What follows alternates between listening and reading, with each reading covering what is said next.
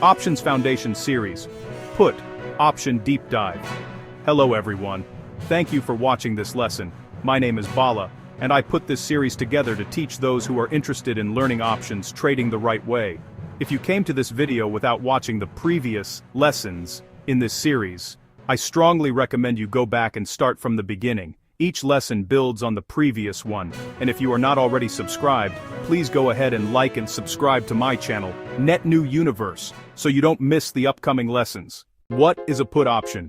In our first lesson, Introduction to Options, we discussed what options are. Simply put, a put option gives you the right, but not the obligation, to sell 100 shares of a stock at a specific price before the contract expires. Now let's break that statement down.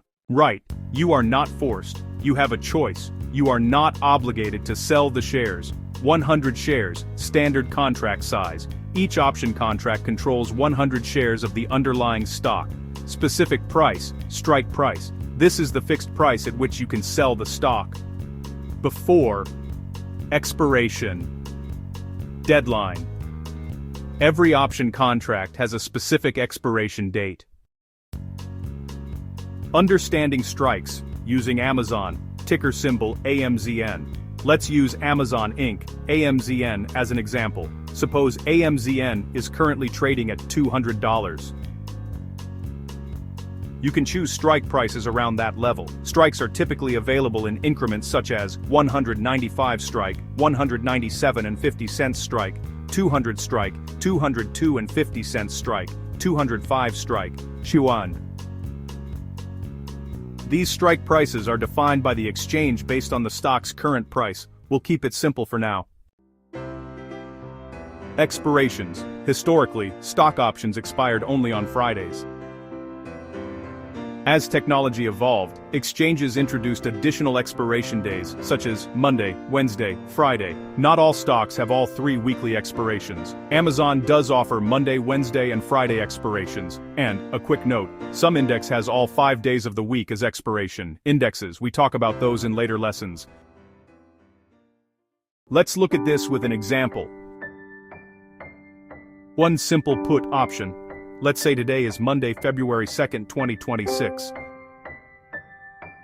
We look at AMZN 200 strike put, expiring Friday, February 6th, 2026. That means this option expires in exactly 5 days. Within those 5 days, Amazon stock could go up, go down, stay flat. Time remaining plays a major role in pricing. How premium is determined.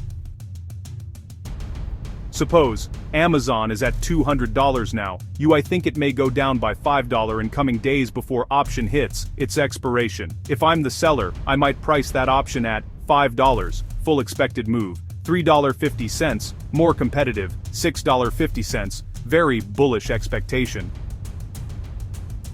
If you're the buyer and expect different outcome but still downside, and you might think it goes down more than $5 or less, and for that with your profit in mind, you may be willing to pay $2.50 or $3.50. When buyer and seller agree at $3.50, the trade happens. That $3.50 is called the premium. Since one contract represents 100 shares, $3.50 times 100 equals to $350 total cost. Scenario 1. Stock moves down. Tuesday arrives. Amazon goes down from 200 to 197, because there are still 4 days until expiration, demand increases. Premium may rise from $3.50 to $6 now. If you sell at $6 current premium, then, your profit calculation, $6 minus $3.50, that times 100 equals to $250 profit, excluding broker fees. You never bought shares. You traded the premium. Scenario 2. Stock moves up. Now let's flip it. You paid $3.50. Tuesday opens strong. Amazon went up to $203. Assume premium drops to $1.25. If you exit, $3.50 minus $1.25 times 100, that equals to $225 loss. Even if Amazon stays near 200, the premium can still decline because time is passing. Expiration is getting closer. This is called time decay, and it is one of the Greeks, which we'll cover in future lessons. Think of it this way: stock down fast, premium increases; stock up, premium drops; time passing, premium slowly erodes. Benefits of trading. Put options. Let's compare selling stock versus buying a put. 1 capital required. Selling 100 shares of Amazon at 100 times $200, that's $20,000. Buying 1 put contract at $3.50, $3.50 times 100 equals to $350. Huge difference in capital required.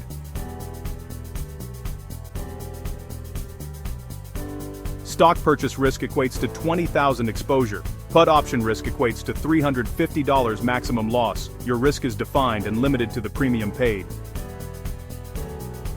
3. Leverage. With less capital required, you gain leverage. You control the same 100 shares for a fraction of the cost. That is the power of options.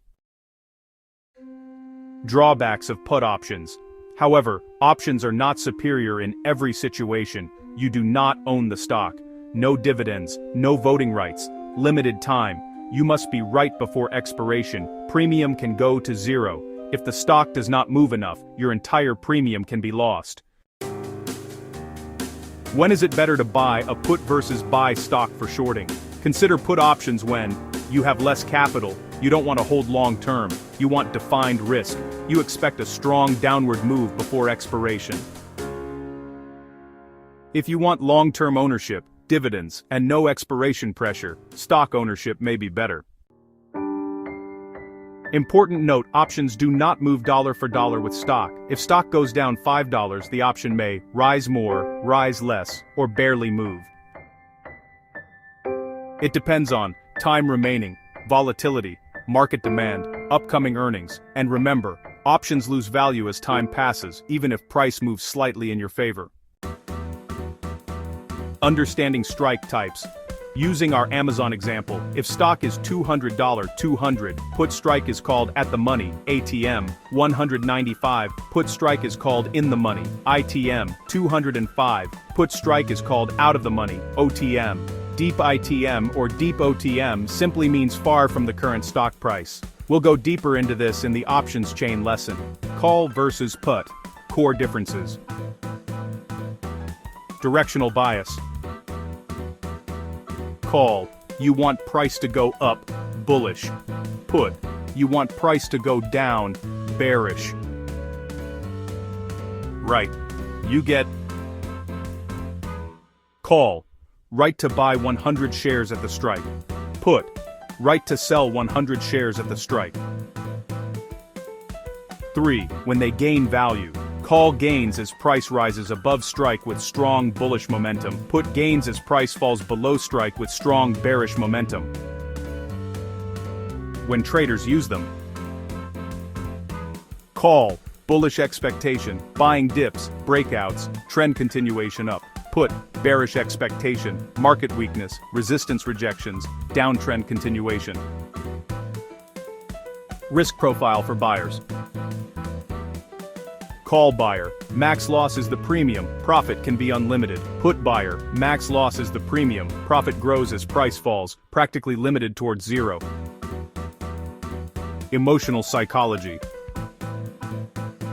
Call, you want strength and buyers in control. Put, you want weakness and sellers in control. Chart alignment. Call, higher highs, bullish structure, support holding, momentum continuation up. Put, lower lows, bearish structure, resistance holding, momentum continuation down. Simple comparison. A call makes money when price rises. A put makes money when price falls.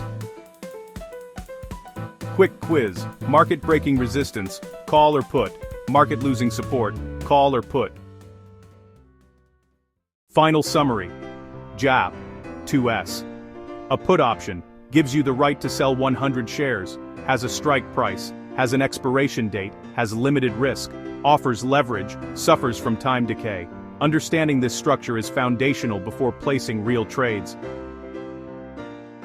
Don't forget to like, share, and subscribe to my channel. net new universe, so you don't miss the upcoming lessons. In the next lesson, we will break down options chain and review how to use those. See you in the next video.